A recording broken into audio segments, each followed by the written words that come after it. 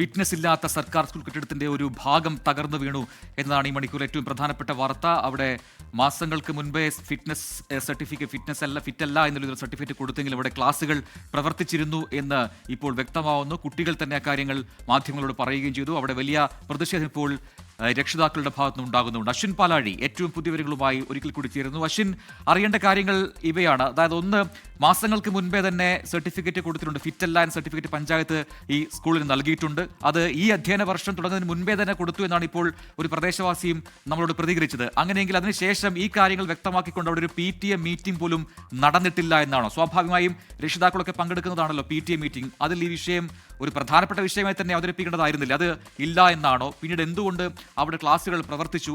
ഇതിനൊക്കെയുള്ള ഉത്തരം ഇത് ആര് നൽകും? അശ്വിൻ,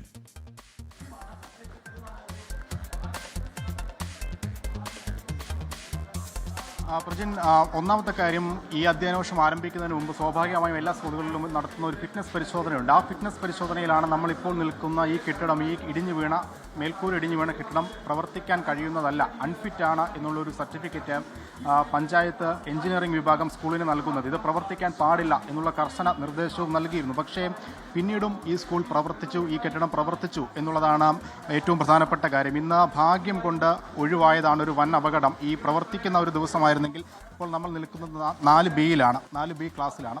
ഈ ക്ലാസ്സിൽ ഇന്ന് ക്ലാസ് ഉണ്ടായിരുന്നെങ്കിൽ ആ സമയത്താണ് ഈ മേൽക്കൂര ഇടിഞ്ഞ് വീണിരുന്നതെങ്കിൽ എന്താവുമായിരുന്നു അവസ്ഥ എന്നുള്ള ഒരു ഭീതിപ്പെടുത്തുന്ന ഒരു കാര്യം നമുക്ക് മുന്നിലുണ്ട്. എന്തായാലും അങ്ങനെ ഉണ്ടായില്ല എന്നുള്ളത് ആശ്വാസകരമാണ്.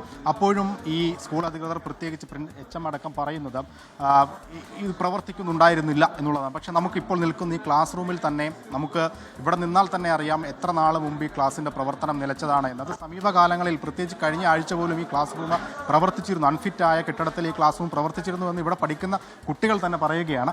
എന്നിട്ടും അതിനുശേഷമാണ് നമ്മൾ ഈ പ്രധാന അധ്യാപകൻ ബിജു സാറിൻ്റെ പ്രതികരണത്തിലേക്ക് നമ്മൾ കടക്കുന്നത്. അപ്പോഴും അദ്ദേഹം പറയുന്നത് ഈ ക്ലാസ് പ്രവർത്തിച്ചിരുന്നില്ല എന്നുള്ളതാണ്. എങ്ങനെയാണ് അങ്ങനെ അവർക്കിത് ആവർത്തിച്ച ഈ തെറ്റായ കാര്യം പറയാൻ കഴിയുന്നു എന്നുള്ളതാണ് എപ്പോഴും നമുക്ക് മുന്നിലുള്ള ഏറ്റവും പ്രധാനപ്പെട്ട തെളിവ്. ഇവിടെ പഠിച്ച കുട്ടികളാണ്, അവിടെ രക്ഷിതാക്കളാണ് നമുക്ക് മുന്നിൽ അടയാളപ്പെടുത്തുന്നത് ഈ ക്ലാസ് റൂം ഉണ്ടായിരുന്നു എന്നുള്ള കാര്യം. മറ്റൊന്ന്, PTA-യിൽ ഈ പ്രശ്നം ഉന്നയിച്ചിട്ടുണ്ടായിരുന്നോ എന്നുള്ളതാണ്. തീർച്ചയായും നമ്മളിവിടെ രക്ഷിതാക്കളുമായി സംസാരിച്ചപ്പോൾ അവർ പറയുന്നുണ്ട് ഇതൊരു അജണ്ടയായി ഇന്നേ ഒരു PTA ഈ സ്കൂളിൽ നടന്നിട്ടില്ല. പക്ഷേ മറ്റു കാര്യങ്ങൾ സംസാരിക്കാൻ വേണ്ടി, അത് ചർച്ച ചെയ്യാൻ വേണ്ടി വിളിച്ച PTA മീറ്റിംഗിൽ ഇവിടുത്തെ രക്ഷിതാക്കൾ ഈ കെട്ടിടത്തിലാണ് ഞങ്ങളുടെ കുട്ടികൾ പഠിക്കുന്നത്, അത് അതും വ്യക്തമാണ്. PTA മീറ്റിംഗിൽ ഇതൊരു പ്രധാനപ്പെട്ട അജണ്ടയായി വന്നില്ല, ഈ കാര്യങ്ങൾ ചർച്ചയായിട്ട് ഇല്ല എന്ന് പറയുമ്പോൾ വീണ്ടും വീഴ്ച സ്കൂളിന്റെ ഭാഗത്തുണ്ടായിട്ടുണ്ട് എന്ന് വ്യക്തമാവുന്നു. പഞ്ചായത്ത് എന്തുകൊണ്ട് ഇവിടെ സ്കൂൾ ക്ലാസുകൾ പ്രവർത്തിക്കുന്നുണ്ടോ എന്ന് പരിശോധിച്ചില്ല ഈ ഫിറ്റല്ല എന്ന സർട്ടിഫിക്കറ്റ് നൽകിയതിനു ശേഷവും എന്നതും ഒരു ചോദ്യമായി അവശേഷിക്കുന്നു. തിരികെ എത്താൻ വീണ്ടും ഒരു ചെറിയ ഇടവേളയ്ക്ക് ശേഷം.